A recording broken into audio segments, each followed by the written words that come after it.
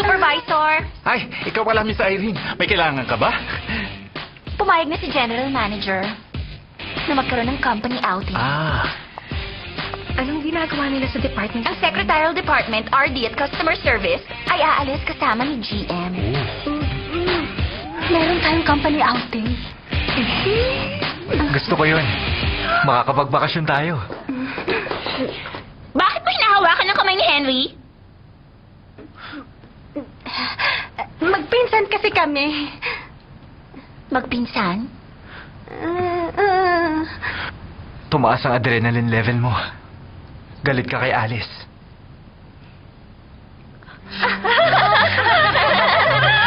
Ano sinasabi mo dyan? Hindi kaya ako galit sa kanya. Supervisor, sa Saturday 8 a.m. ang call time natin. Okay, walang problema. Henry, sa Saturday. Hintayin ka namin.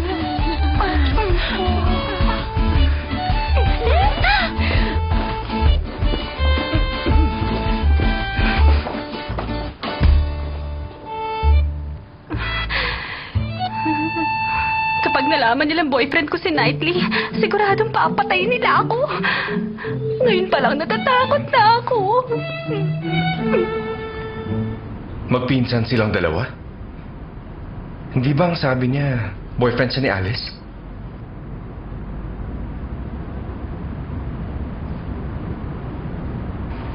Ibig sabihin, nagsisinungaling pala sa atin sina Alice at Henry. Siguradong magiging masaya kung mabubuking ko silang dalawa. Oo nga, tama ka. Maylene, alam mo ba, break na kami ni Vivian. Ang ibig sabihin, pwede na maging tayo. Ano masasabi mo? Anong problema mo? Ang pinakayoko, yung mga taong tulad mo. Teka nga. Ang sabi mo dati, aaminin sa akin ni Alice na meron siyang gusto sa akin. Pero sabi mo, tanggihan ko siya dahil gusto mong maging tayo. Nagbago na ang isip ko. Hindi ba yun pwede? Niloloko mo ba ako? Sandali. Walang gaka ang mata ko!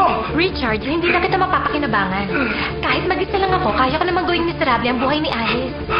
Hindi ko na kailangan ng tulong mo. Hoy, Maylene! Blah, Teka! blah, blah.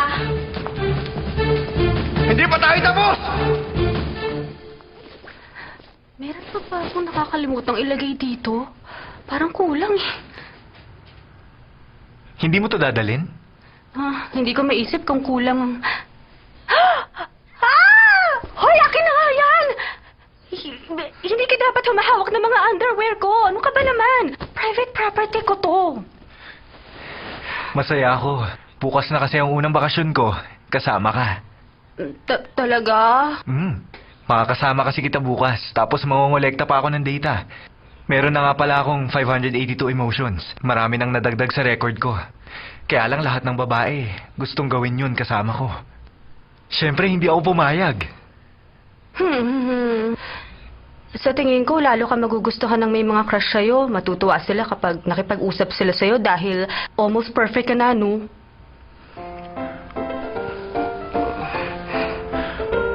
Anong ginagawa mo? Kulay orange. Darling, galit ka ba sa akin? Meron ba akong nagawang masama? Ano? Nagsiselos ka ba? Hindi ako nagseselos. Kapag ang ref ko, tinignan ng ibang tao, magagalit din ako.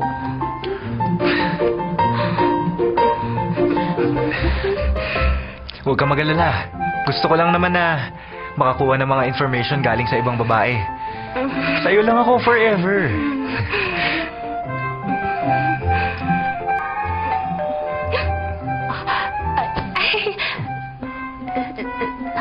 Muntik na akong madala. Titignan ko muna kung sino yung nasa labas. Huwag ka maingay dyan, ah.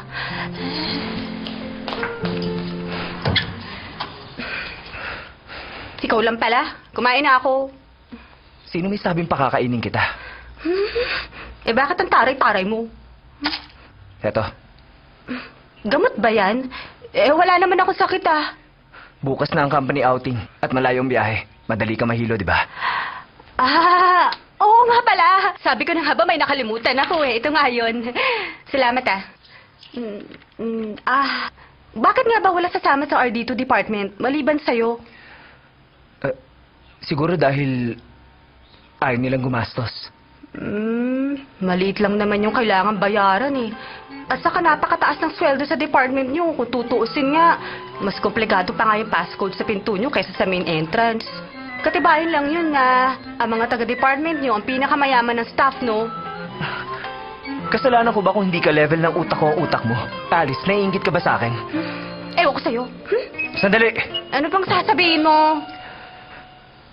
Si Henry, sasama ba siya?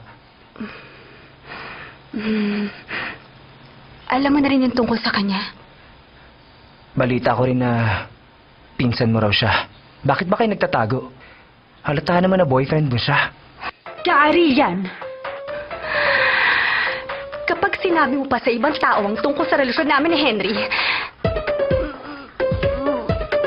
makapatayin ako ng mga taga-secretarial department.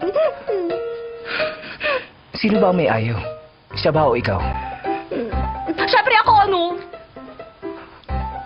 Ibig sabihin, hindi pa ganun ka-stable ang relationship niyo?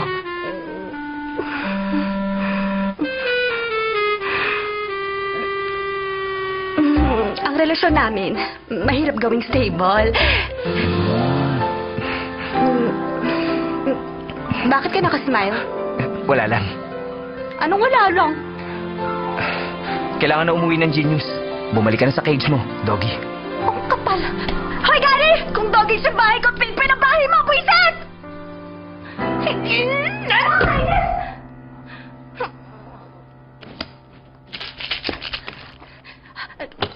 Tapos ka na mag-empake? Si Gary ba yun? Dahil magkapit-bahay kami, pinakiusapan siya ng mga magulang ko na alagaan ako kapag wala sila. Ayon sa data ko, kapag ang isang lalaki naging 90% na maalaga sa babae, ibig sabihin, boyfriend siya ng babae. Darling, niloloko mo ko. Ha? Hindi ah. Wala kami relasyon ni Gary. Magkaibigan lang kaming dalawa. Magkaibigan lang? Pero inaalagaan ka niya. Ang hirap naman ito. Ang totoo, si Gary at ako simula ng pagkabata. Matalik na kami magkaibigan kaya nga ang mga magulang ko may tiwala na sa kanya. Kung mapapansin mo, madalas kami nag-aaway pero ang totoo, isa siyang mabuting kaibigan. Parang ganon. Mabuting kaibigan? Parang kayong dalawa ni Maylin? Tama, parang kami ni Maylin. Alam ko na, ang mga kaibigan ni Alice, mga kaibigan ko na rin.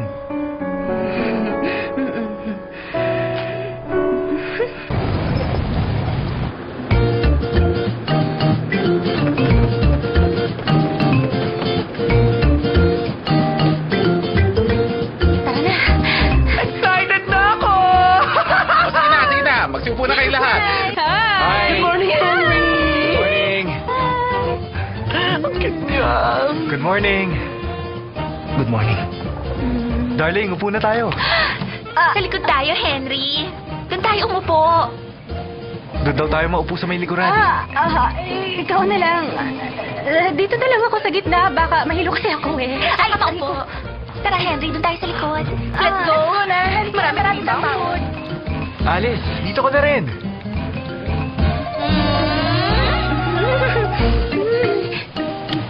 Ay, naku. Alam mo, Henry, may ginawa kaming napakasarap na breakfast para sa'yo. Hello. Wow, mukhang masarap mo, ha? Ang arte talaga nila. Salamat. Say, Nakakainis, no? Inaagaw nilang boyfriend mo ng harap-harapan. Oo nga eh. Hindi ko naisip na Paano mo nalaman? Kaibigan mo ko, di ba? Kaya alam ko kung may boyfriend ka o wala. Sorry ah. Hindi ko sinadyang isikreto sa'yo. Huwag mo sasabihin sa iba ha. Wala akong pagsasabihan. At saka, tutulungan ko kayong tumakas mamaya. Para magkaroon naman kayong dalawa ng moment na walang maiistorbo sa inyo. Hindi naman namin kailangan mag-moment. Basta walang mangyayaring gulo. Alice, gusto mo ba ng prutas? Henry, eto po.